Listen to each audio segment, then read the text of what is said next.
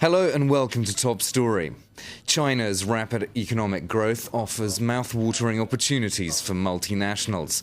France is determined not to lose out in the race, and to prove the point, President Nicolas Sarkozy has put business at the heart of his first official visit to the country.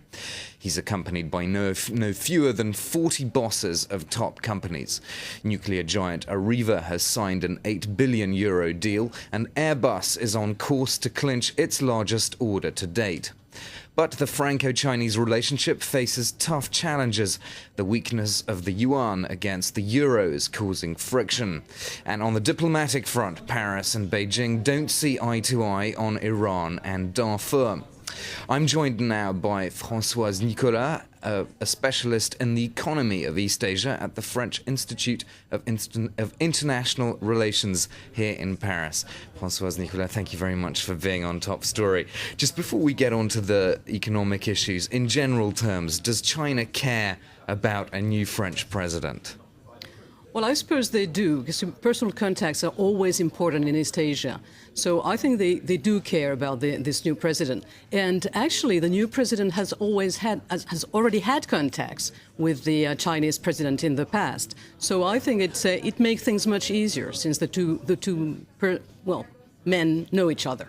Of course, the Chinese will have to get to know Sarkozy because Chirac was a lover of China. He went there many times. So this is a process for them to sort of find out what he's about. That's right. And he will be of a different style than was the case with Chirac. But they'll find out pretty soon, I guess. Right. How do you then see the significance of these deals? €6 billion for Areva alone. This is a pretty huge windfall for French companies. Yeah, well, it's the whole point of the trip to negotiate as many contracts as possible. And I guess, this trip is going to be fruitful. The only problem is that in the case of France, we send a high-level delegation not very often. And in comparison to what the Germans do, for instance, in this part of the world, France is not as efficient. We send high delegation, and then there is not or very little follow-up. And the Germans don't do it exactly the same way. They do send high-level delegations much more often, and I guess it relates to the way the whole economy is organized, with the lender having much more autonomy than is the case for our regions. So you think this is more for show, and actually a lot more would have to be done to increase France's presence in China? I'm pretty sure this is very much about show.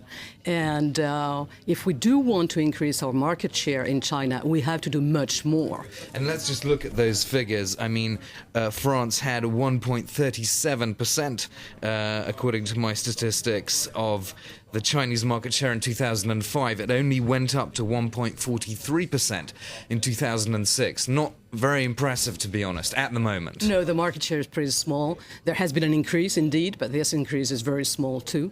No, we're not doing well in China, to be honest. And we're not doing as well as, again, the Germans. What about the Japanese, the South Koreans? Yeah, well, all the Asian countries have a huge market share in China. But the reason why they have this huge market share is very different from the market share we can have in China.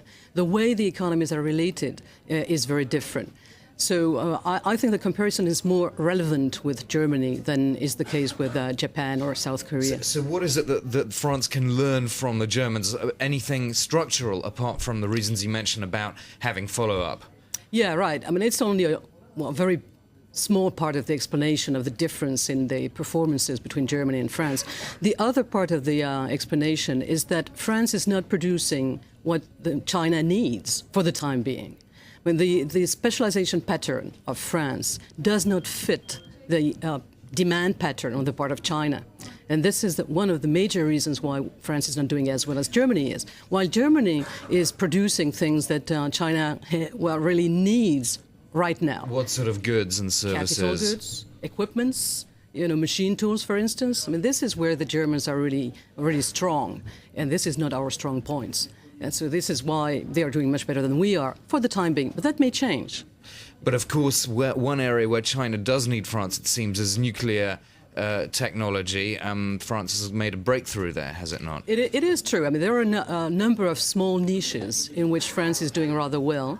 This is nuclear facilities, Airbuses, planes.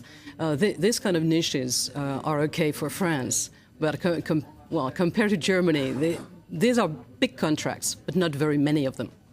And what about Airbus? I mean, how does that fit with the Chinese market? Is that really a long-term prospect for France and for Europe, for EADS? Well, apparently, yeah, the size of the planes that Airbus is producing is exactly what the Chinese need. So again, there is, in this case, a perfect match between what is being produced by France or Europe. To be honest, it's a rather European thing than typically a French product. So there is a perfect match between this product and the demand on the part of China. Do you believe that France should then concentrate on those things and not try to do what the Germans do, because we don't have the same conditions in France to produce these goods that the Germans are doing? No, sure. I mean, we cannot compete with the Germans in the machine tool industry, for instance. The Germans have been quite strong in this area for a long time, and there is no possibility for France to catch up on this. But we are doing well in some other areas, so we should not, be totally discouraged. We are particularly good in the luxury goods, for instance, and there will be an increasing demand for these goods in the future.